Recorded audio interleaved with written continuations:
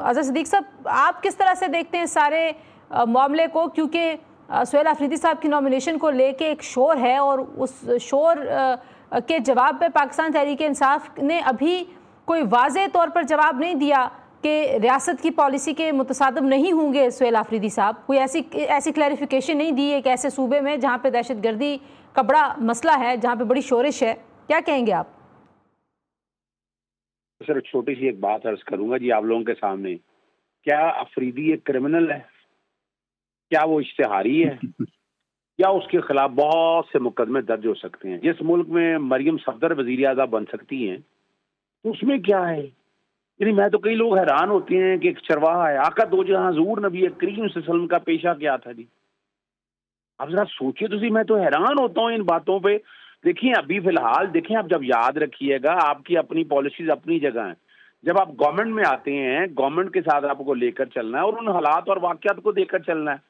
हम सिर्फ प्रिजम्पशन के ऊपर तय कर लें। लेकिन दूसरा अच्छा, आपसे तो बेहतर खैर कोई नहीं जानता। मेरे इब्तदाई में भी आप जरा अभी आपने हमें ज्वाइन किया, मैं यही कह रही थी कि आपकी रियासत के आइन ने जो सब्जेक्ट्स हैं वो एक कंकरेंट लिस्ट बना के उसको डिवाइड कर दिया है। तो जो खारजा पॉलिसी है ज़ाहिर है वो वफाक ने तय करनी है, वो मरकज़ ने तय करनी है।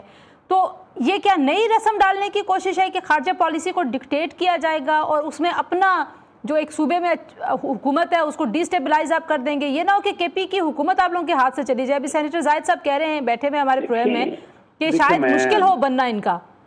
देखिए मैं हैरान होता हूँ जाहिद साहब का, मुझे तो समझ नहीं आ रही।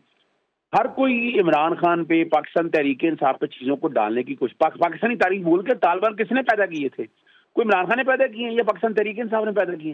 जिन लोगों ने पैदा किए उनके गिरबाज जाकर पकड़े और सोचें इन सारे हालात और वाकयात में हम खड़े कहाँ आकर हो गए हैं। क्वेश्चन ये नहीं है कि खारजा पॉलिसी का यानी आप एक दूसरे को एक्यूज क्यों करते फिर रहे हैं? मुझे ये बताएं, ये वाले इशू पे कभी आपने सीरियस डिस्कशन पार्लियामेंट में करने की कोशिश की है? रियासत ने आज ये फैसला किया है जो भी माजी की गलतियां उनको एक साइड पे रखते हुए कि दहशत गर्दी के खिलाफ ऑपरेशन होगा। तो जितने भी रियासती इकाइयां हैं उनकी जिम्मेदारी क्या बनती है कि रियासत के साथ खड़े होंगे या रियासत के खिलाफ खड़े होंगे?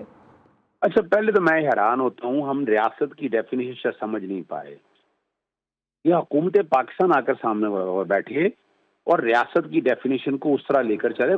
किसने कहा है कि अब दहशत गर्दी के खिलाफ पाकिस्तान तहरीक इंसाफ नहीं है? जितनी कुर्बानियां दे रही है और जितने हालात और वाक़े देखा, दहशत गर्दी तो पाकिस्तान तहरीक इंसाफ भुगत रही है। किसने ये कह दिया बैठ कर कि ऐसा हो गया कि नहीं? हम ठीक है, यानी मैं तो हैरान इस बात पे हो रहा हूँ बड़े अदब के साथ।